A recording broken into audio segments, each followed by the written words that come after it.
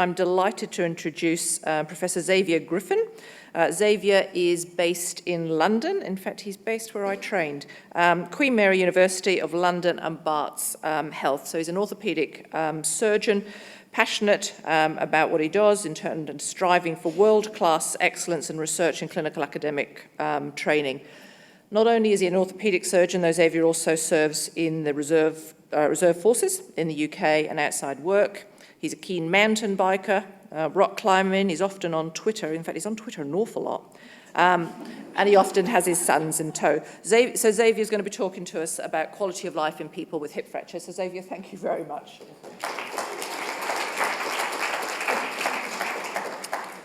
Hi everyone, it's great to be back. I did my fellowship here actually, so it feels a little bit like I sort of come back home.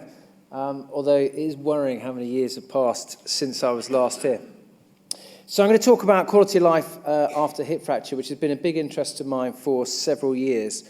But it's not just my interest. You know, good research and good audit and good quality improvement is a big team sport, as everyone in the room kind of preaching to the converted on that one, I'm sure. And the work that I'm going to present really brings in many, many people across the whole of the UK and many different trials units and universities.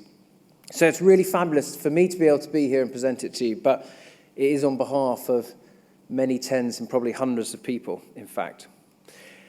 Now, most of the work I'm going to present is all contained in one manuscript, which is free to access online, so you don't have to pay for it. There's no firewalls, and it's on the QR code here. So for those of you who are into your QR codes, this is the time.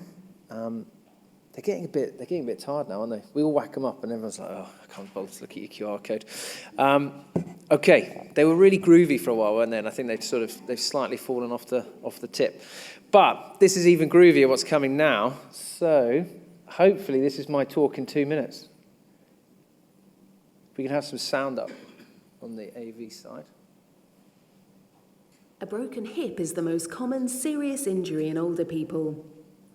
It often reduces people's ability to walk, and they may lose some of their independence, which reduces their overall quality of life. So we're always looking for ways to improve treatment and care. Doctors, nurses, physiotherapists, and other healthcare professionals recommend 7 aspects of care which they feel are really important for the recovery of people with a broken hip. These include having surgery to repair the bones as soon as possible, and being helped to start walking again on the first day after surgery. However, no one really knows how much difference each aspect of care actually makes to a person's recovery. We ran a large study called the World Hip Trauma Evaluation, the WHITE Study.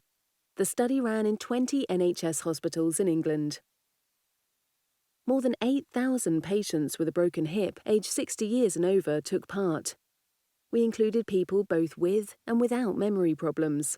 We checked if patients received each of the 7 aspects of care and worked out which ones made the most difference to a person's recovery. We asked patients or their family to tell us about their quality of life after they left hospital, if they were living independently, and how well they were walking. Overall, people recovered best if their hospital was able to provide all 7 aspects of care. Each contributed to improve recovery, but the 3 most important were admission under the supervision of both a surgeon and a doctor who specializes in the care of older people, checks to reduce the likelihood of falls and broken bones in the future, and checks for memory problems before and after surgery. In our study, all 7 aspects of care were delivered for only just over half the people with broken hips. We concluded that more people would make a better recovery if everyone received the 7 recommended aspects of care. Where possible, hospitals should prioritize the 3 most important aspects of care.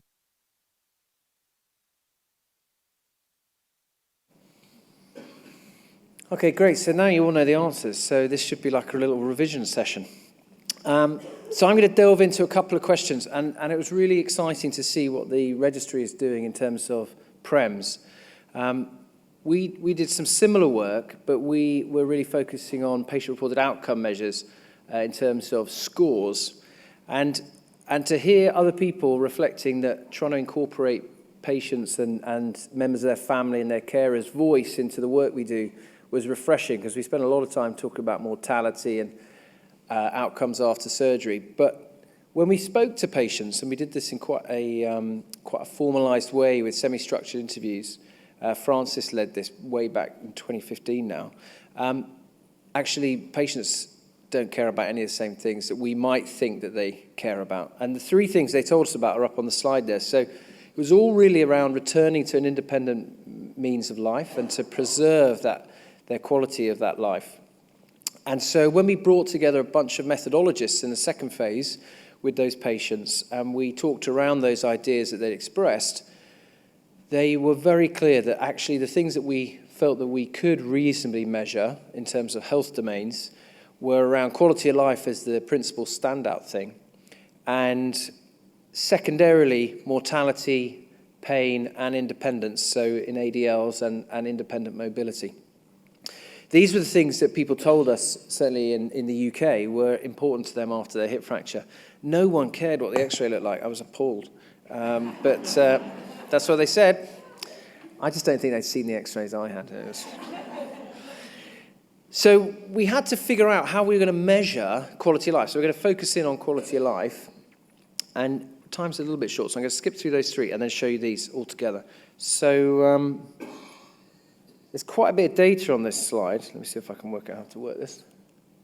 Oh, it's not working. Okay, so over on the left-hand side, you'll see a ROC curve. And what that's looking at is the two different events of death and revision. So death is the hollow circles, and revision is the black circles.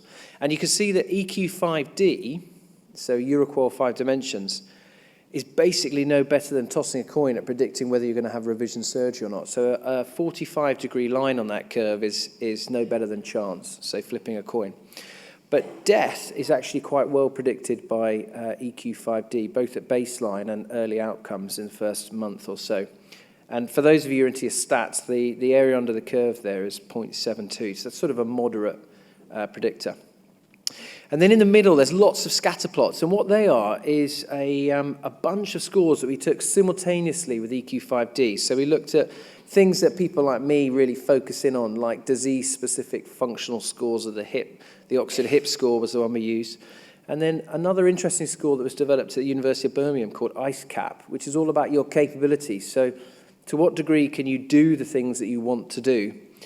And what we found was EQ5D really predicted all of the variability in those scores and was a much more simple score. And the patients all told us that they much preferred it because it was briefer, quicker to complete, and much more straightforward. And then we were a little bit concerned that we ought to be able to capture data from people that had cognitive impairment. You've already heard how common that is, and it's common to all of our clinical practice.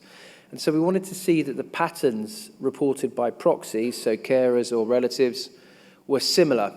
And you can see there on the right-hand side, the box and whisker plots in the demented or people with cognitive impairment and those who were cognitively intact at the time of surgery.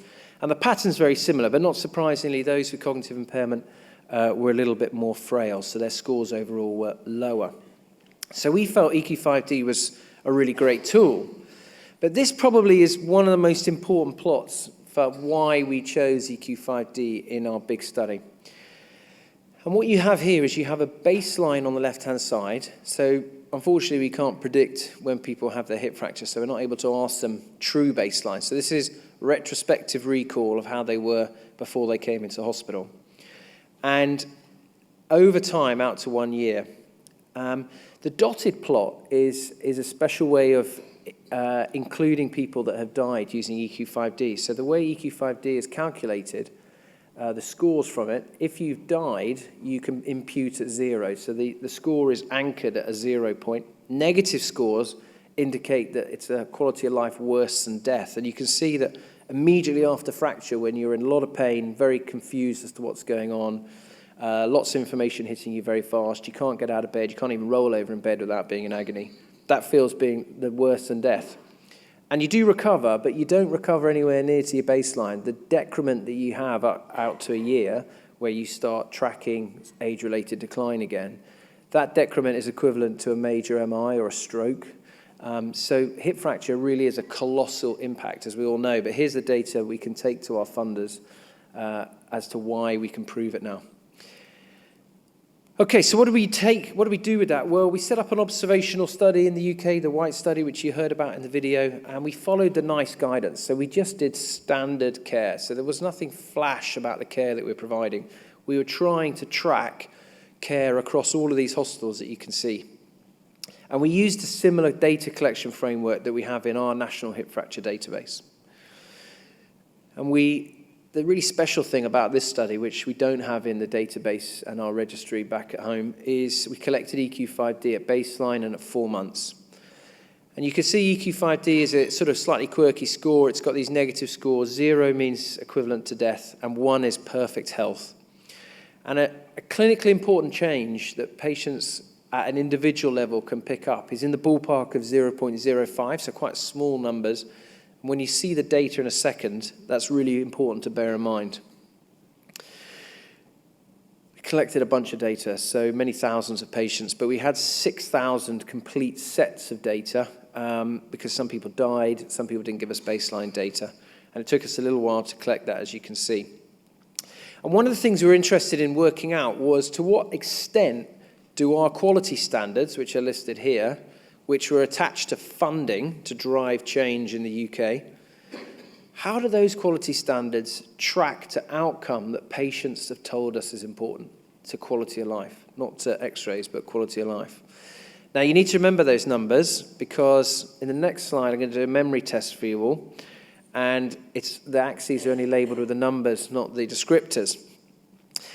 But here's the killer data, really. So the adjusted analysis is the most important on the right-hand side there. And if you achieved best practice tariff quality standard, numbers 1 through to 7, you lay on the right-hand side of the line. So that's yes.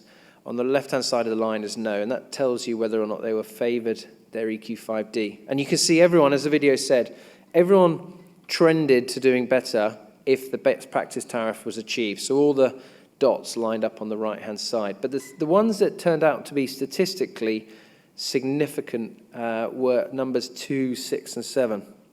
So for those of you who can't remember, that is all the things that have got nothing to do with surgery, essentially. So it's being jointly assessed by a multidisciplinary team where you're admitted. We've got a specific way of measuring that in the UK, but I don't think that's important. You need a joined-up multidisciplinary team meeting the patient in ED and then looking after their care throughout. You need someone to think about future falls prevention and bone health. Doesn't matter who that specialist is, but they need to assess those things. And then I think the other is pre- and post-op delirium assessment. I'm not sure that in itself is the key thing, but it's a label that people are thinking about delirium in your care and are looking to assess you for risk factors beforehand, do something about it, and then tackle delirium in the post-op phase. If you do those 3 things, then you generate an enormous 0.1 improvement in quality of life. So the subset of patients that had all 3 of those ticked had a really, really substantial improvement in their quality of life that was both statistically significant, but probably more important, really clinically relevant. Much bigger than a stroke unit, for example, in terms of impact. So I'm going to leave it there because I know we're a little bit tight for time, and towards the end of the day, no one's popular if they drone on. But thanks ever so much, and I'll be very glad to take any questions afterwards.